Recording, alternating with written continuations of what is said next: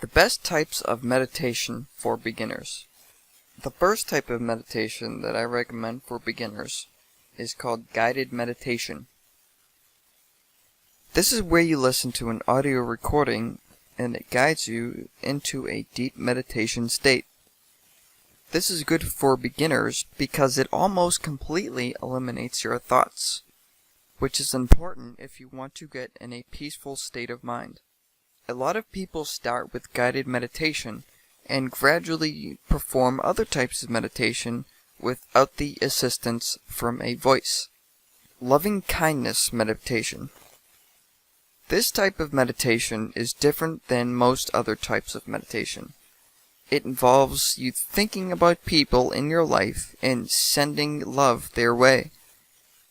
This puts you in a great state of mind and you will feel so grateful for the people you currently have in your life. This also includes the more difficult people in your life as well. Mindfulness meditation.